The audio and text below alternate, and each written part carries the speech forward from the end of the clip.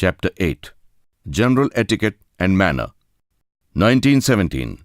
It's been few years for Nehru to have returned from England and participating actively in Indian freedom struggle. Gandhiji, impressed by Nehru's participation in freedom movements, wanted to meet him in private and thus calls him for a dinner at his ashram one day. Nehru asks for table cutlery and is supplied with what he needed in front of him. He draws napkins and prepares to have his dinner served. Deep travels in the time machine and watching both have dinner stops. He is amazed at the thought that even people in pre-independent era knew table manners and the use of cutlery. His curiosity grows and he appears in front of Nehru with Narad.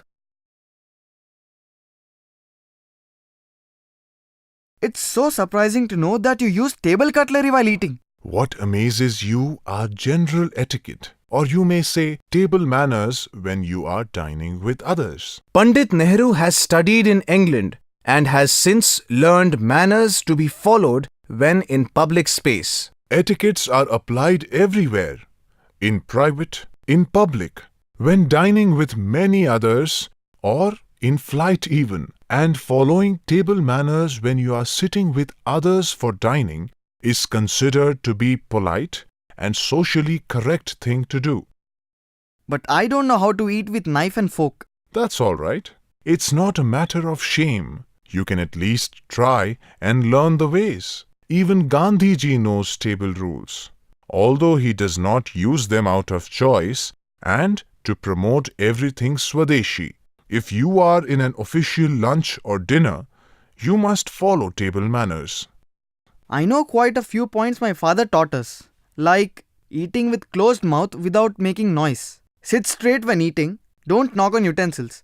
Also, always try to use please and thank you when asking to pass over something to someone, and excuse yourself when you leave in emergency.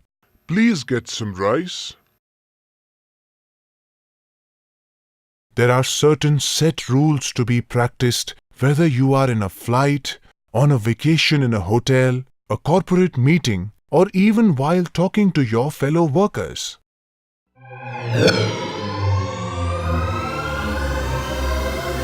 The time machine takes Deep to the post-independence era. Pandit Nehru is on his first trip to America to build ties between the two nations. It is a long-hour flight.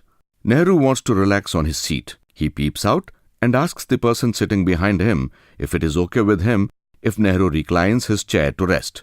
The person nods and Nehruji pushes his chair backwards. Is it necessary to ask for someone else's permission to relax? No, I was not seeking permission, but it is not good to encroach someone's leg space during a flight, and is always good to notify the person in advance so that you don't end up hitting him. Thus, traveling also calls for some good conduct. All this sounds like modern-day corporate meeting conducts. Yes, meetings too follow certain rules. When I speak to an audience, I try to keep up the spirit of the environment and try to involve my audience. Much like the meetings at business organizations. They also involve the staff to give their opinion on certain ideas, issues, and projects. Recently, I served at Commonwealth Games that took place in our country as a volunteer. And we were trained by a supervisor that more than words, people read body language. So, we speak more through non-verbal techniques than to shout and scream. I try to keep up the spirit of the environment and try to involve my audience. Yes, to show your interest in discussions and involve the audience, it is utmost important to encourage them with feedbacks and go with the flow of your audience.